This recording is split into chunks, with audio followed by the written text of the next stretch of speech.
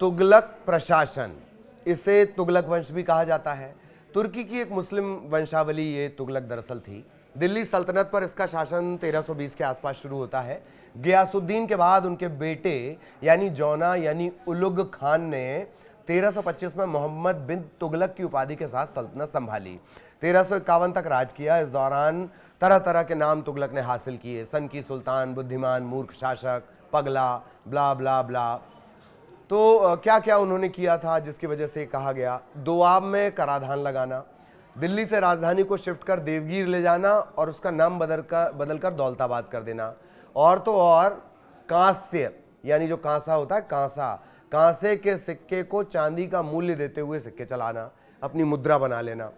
खुरासान और इराक जीतने का अभियान जिसने लगभग पूरी फौज को बर्बाद किया। हिमाचल प्रदेश में एक जगह है कांगड़ा, वहां पर चला दिया था कराचिल अभियान। ये तो बानगी थी, था तो बहुत कुछ, उन्होंने बहुत कुछ ऐसा किया जिस पे लंबा हम लिख सकें, बोल सकें, लेकिन उसकी बात फिर कभी करेंगे। नमस्कार, आपके साथ मैं ललित प्रजापति, और आज हम चर्चा करेंगे एक और अलग विषय की। यू टर्न आपने सुना होगा, यू टर्न लेना यानी पलट जाना। अपनी कही बात से पलट जाने का चलन वैसे बहुत पुराना है, भारत में तो आप देखते ही रहते हैं। लेकिन ट्रंप के दूसरे कार्यकाल को देखा जाए तो वो यू टर्न लेने के सारे रिकॉर्ड तोड़ चुके हैं, और अभी ऐसा लगता नहीं कि उनका रिकॉर्ड बनाना रुका है।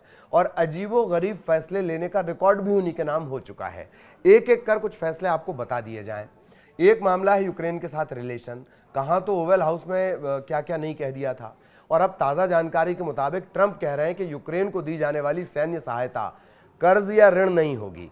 हालांकि उसे जो भी मदद दी जा रही है उसे बगैर ब्याज के यूक्रेन को चुकाना होगा। आपकी हमारी भाषा में ऐसे समझ लीजिए, ब्याज मुक्त कर्ज, जैसा आप किसानों को आपने देखा है वो इसी तरह से मिलता जुलता होता है। यूक्रेन के दावों की माने तो बाइडेन प्रशासन ने इस वापसी को लेकर कभी कोई बात ही नहीं की थी। इन्हीं ट्रंप ने पहले कहा था कि ये एक तरह का कर्ज है, लोन है, उधार है, इसे ब्याज के साथ चुकाना पड़ेगा, और वो भी रेट ऑफ इंटरेस्ट कितना था? 4% की रेट से। अब तक यूक्रेन को करीब 90 अरब डॉलर की मदद अमेरिका की तरफ से दे दी गई है। ये एक मामला आपको याद होगा। ताज़ा मामला है हार्वर्ड विश्वविद्यालय से जुड़ा हुआ। ट्रंप प्रशासन ने हार्वर्ड यूनिवर्सिटी को एक ताज़ा धमकी दी है कि यूनिवर्सिटी में विदेशी छात्रों के एडमिशन पर प्रतिबंध लगाया जा सकता है। गृह सुरक्षा मामलों की मंत्री है क्रिस्टी नोएम। उन्होंने यूनिवर्सिटी पर राष्ट्रीय सुरक्षा को खतरे में डालने और यहूदी विरोधी भावना के आगे घुटने टेकने का आरोप जड़ा है। बाकायदा चिट्ठी लिखा गया है, चिट्ठी पत्तर लिखकर विदेशी छात्रों की अवैध और हिंसक गतिविधियों का रिकॉर्ड मांगा गया है। इस साल हार्वर्ड यूनिवर्सिटी के एडमिशन में अंतर्राष्ट्रीय छात्रों की संख्या है 27% से ज्यादा। हार्वर्ड यूनिवर्सिटी भी कम नहीं है। व्हाइट हाउस की तरफ से भेजी गई मांगों की इस लिस्ट को मानने से इनकार कर दिया था। इस लिस्ट में प्रशासन जो है वो भर्ती और एंट्रेंस की प्रक्रिया में बदलाव करने की मांग कर रहा था, और भी इसमें डिमांड्स थी प्रशासन की तरफ से। इसे यूनिवर्सिटी ने खारिज करते हुए कहा कि व्हाइट हाउस विश्वविद्यालय को कंट्रोल करने की कोशिश कर रहा है। समझ रहे हैं आप? कंट्रोल पे मैंने बहुत जोर दिया है। बुधवार को ट्रंप ने यूनिवर्सिटी को एक और मजाक बताते हुए कहा कि यह सिर्फ कर्मचारियों की भर्ती कर रहा है। ट्रंप ने कहा कि अब हार्वर्ड को दुनिया की सबसे बेहतरीन यूनिवर्सिटी या कॉलेज किसी भी लिस्ट में शामिल नहीं किया जाना चाहिए, गिना नहीं जाना चाहिए। हार्वर्ड एक मजाक है जो नफरत और मूर्खता सिखाता है, इसे अब सरकारी पैसा नहीं मिलना चाहिए। एक दिन पहले ही 18,000 करोड़ की फंडिंग भी रोक दी गई है। ट्रंप ने न्यूयॉर्क और शिकागो के जो डेमोक्रेटिक मेयर हैं बिल डी ब्लासियो और लॉरी एलन लाइटफुट की भी अपनी स्टाइल वाले शब्दों में आलोचना की है। कहा है कि हार्वर्ड ने न्यूयॉर्क और शिकागो के मेयर को भारी सैलरी देकर म्युनिसिपल मैनेजमेंट और गवर्नेंस पढ़ाने के लिए नियुक्त किया है। इन दोनों, बहुत ध्यान से सुनिए, इन दोनों कट्टरपंथी वामपंथी मूर्खों ने दो ऐसे शहर छोड़े हैं जिन्हें बुराई से उबरने में कई साल लगेंगे। ये हो गया। एक बात और समझ लीजिए कि जो फंडिंग फ्रीज करने का असर है ये सिर्फ हार्वर्ड तक सीमित नहीं रहेगा, एक विश्वविद्यालय तक नहीं रहेगा। कोलंबिया यूनिवर्सिटी, प्रिंसटन, ब्राउन हो गई, पेंसिल्वेनिया विश्वविद्यालय, वो सब इस अभियान की चपेट में आएंगे। कुछ ने सरकार के सामने घुटने टेक दिए हैं, जबकि कुछ को करोड़ों की मदद गंवानी पड़ी है। अच्छा, हार्वर्ड तो जो है वो ताज़ा है। ट्रंप का टैरिफ तमाशा पूरी दुनिया देख रही है। पहले कहा कि सभी पर टैरिफ लगाएंगे, फिर 90 दिन की रोक भी लगा दी। हाँ, चाइना के मामले में फिलहाल 200% तक वो पहुंच चुके हैं। ये टैरिफ वॉर चाइना और अमेरिका की वो कहां तक जाएगी ये पता नहीं। टैरिफ का रायता तो इतना फैला है कि यूएसए के कैलिफोर्निया ने अपनी ही राष्ट्रपति यानी ट्रंप की सरकार को कोर्ट में घसीट लिया।